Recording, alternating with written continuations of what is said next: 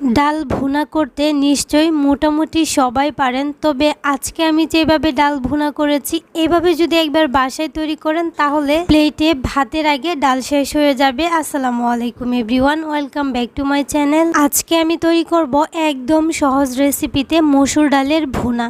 এটা রুটি, পরোটা আর ভাতের সাথে খেতে দুর্দান্ত লাগে। এটার লুকটা দেখে নিশ্চয়ই বুঝতে পারছেন কতটা মজাদার আর লোভনীয় হয়েছে। মাশাআল্লাহ, অনেক অনেক বেশি মজা হয়েছে। তাহলে চলুন আর কথা না বাড়িয়ে চ্যানেলটাকে সাবস্ক্রাইব করে ভিডিওতে একটা লাইক দিয়ে চলে যাই মূল রেসিপিতে।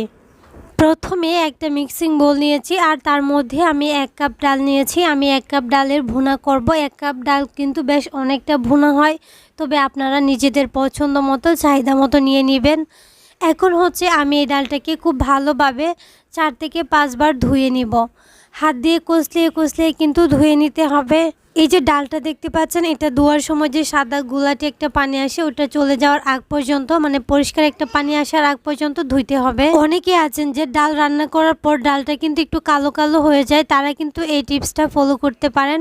ডালটাকে খুব ভালোভাবে ধুয়ে পরিষ্কার পানিটা আসার আগ পর্যন্ত এটাকে ধুতেই থাকবেন। দেখেন খুব পরিষ্কার একটা পানি আসছে। এখন এটাকে আমি ভিজিয়ে রেখে দিচ্ছি প্রায় 30 মিনিটের মতো।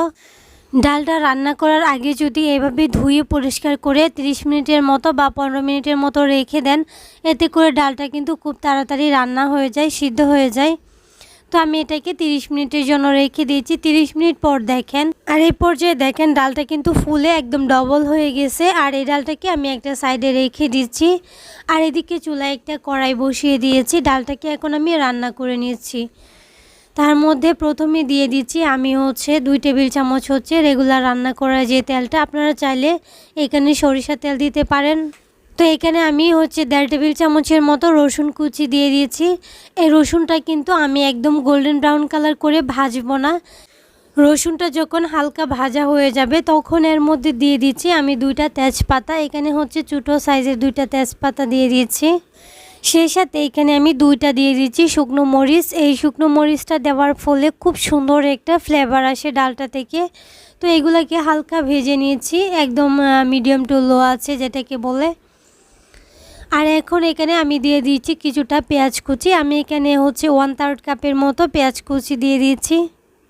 রসুন আর পেঁয়াজটাকে লাইট গোল্ডেন ব্রাউন কালার করে ভেজে নিব। একদম কড়া করে কিন্তু ভাজা যাবে না, এতে করে ডালের যে কালারটা এটা কিন্তু নষ্ট হয়ে যাবে। তো খুব সুন্দরভাবে আমি 2 থেকে 3 মিনিট সময় নিয়ে কিন্তু এটাকে ভেজে নিয়েছি। আর দেখেন চারপাশ থেকে কিন্তু লাইট গোল্ডেন ব্রাউন কালার একটা চলে আসছে। আর এই পর্যায়ে এসে চুলার আঁচটাকে আমি একদম অফ করে দিব। তার আগে বলছি আমি এখানে কিন্তু আদা দিয়েছি 1/4 চা চামচের মতো বা হাফ চামচ এরকম বলতে পারেন, দিয়ে এটাকে ভালোভাবে নেড়ে চেড়ে নিচ্ছি যাতে করে আদার যে কাঁচা গ্রানটা আছে এটা চলে যায়। চুলার আঁচটা কিন্তু অফ আছে। আর এখানে দিয়ে দিচ্ছি হলুদের গুঁড়া, সেই সাথে হাফ চা চামচ মরিচের গুঁড়া। চুলার আঁচটাকে অফ করার কারণ এইখানে মরিচ আর যে আমি হলুদের গুঁড়াটা দিয়েছি এটা যাতে না পড়ে যায় আর সুন্দর একটা কালার আসে। আর আপনারা বলতে পারেন যে এখানে পানি দিলেই তো হতো, আমি এখানে পানি দিব না, কারণ ডালটাকে আমি পানি ছাড়া শুধু তেলের মধ্যে কিছুটা সময় ভেজে নেওয়ার চেষ্টা করছি। তো এখানে স্বাদ মতো লবণও দিয়ে দিচ্ছি। দেখেন খুব সুন্দর কিন্তু একটা কালার আসছে। আর এটার ফলেই কিন্তু ডালের কালারটা এতটাই সুন্দর হয়। তো ডালটা আমি দিয়ে ভালোভাবে কিন্তু এটাকে নেড়ে চেড়ে মিশিয়ে নিব। চুলার আঁচটা কিন্তু অফে আছে। ডালটাকে ভালোভাবে মেশানোর পর কিন্তু চুলাটাকে আমি অন করে দিব।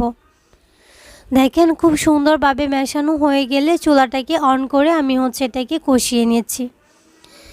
3 থেকে 4 মিনিট আমি এটাকে খুব সুন্দরভাবে কিন্তু ভেজে নেব, কিন্তু একদম মুচমুচে করে যে ভাজা ওই রকম না। মানে এই যে ডাল থেকে যে পানিটা আসছে এটা শুকিয়ে তেল ছেড়ে দেওয়ার আগ পর্যন্ত আমি এটাকে ভেজে নিচ্ছি। দেখেন আমার এই ডালটা কিন্তু খুব সুন্দরভাবে ভুনার জন্য ভাজা হয়ে গেছে। দেখেন তেল ছেড়ে আসছে, কিন্তু একদম মুচমুচে করে কিন্তু আমি ভাজি নাই। তো খুব সুন্দরভাবে ভাজা হয়ে গেলে এখানে আমি অল্প একটু পানি দিব। অল্প মানে এখানে আমি 1/3 কাপের মতো পানি দিয়েছি। দিয়ে এই ডালটাকে আবারও কিন্তু কষিয়ে নিব 5 থেকে 6 মিনিটের মতো। দেখেন আমি কিন্তু অল্প পানি দিয়েছি, বেশি পানি দিতে পারবেন না।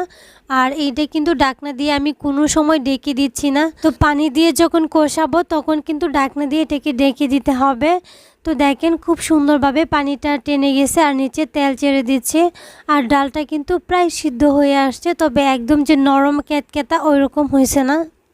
তো এবার দেখেন আমি খুব ভালোভাবে এটাকে নেড়ে ছেড়ে নিচ্ছি। নেওয়ার পর আমি এখানে এখন আমি এখানে 2.5 কাপ পানি দিব। 2.5 কাপ পানিতেই কিন্তু খুব সুন্দরভাবে ডালটা সিদ্ধ হয়ে একদম ভুনা ভুনা হয়ে যাবে। তো এখানে আর কোনো কাজ নেই, এটা ঢেকে আমি রান্না করে নিব। আর সেই সাথে আপনাদেরকে একটা রিকোয়েস্ট করব, যারা আমার চ্যানেলে আজকে নতুন আছেন, যদি আমার রেসিপিগুলো আপনাদের কাছে ভালো লেগে থাকে তাহলে প্লিজ চ্যানেলটাকে সাবস্ক্রাইব করে পাশে থাকা বেল আইকনটা অন করে দিবেন। আর যারা অলরেডি এই কাজটা করেছেন তাদেরকে অসংখ্য ধন্যবাদ। ভালো লাগলে লাইক কমেন্ট শেয়ার করতে কিন্তু ভুলবেন না। ডালটা আপনারা চাইলে আরও অনেক বেশি করে ভেঙে দিতে পারেন, তবে আমি ভাঙবো না।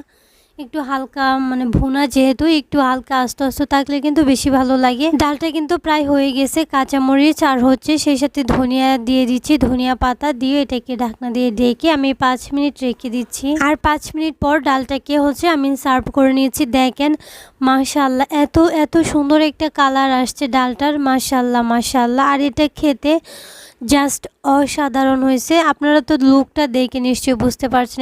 এক কথায় আজকের আমার এই ডাল ভুনাটা অসাধারণ হয়েছে, অসাধারণ। আপনারা একবার হলে বাসায় ট্রাই করবেন, একদম সহজ। কিন্তু কিছু ছোট টিপস আছে, এইগুলো যদি ফলো করে এই ডালটা তৈরি করেন, রুটি পরোটা বলেন, ভাত বলেন, সব কিছুর সাথে খেতে কিন্তু অসম্ভব মজার হবে। চেষ্টা করেছি একদম সহজে মসুর ডালের ভুনা রেসিপিটা শেয়ার করতে।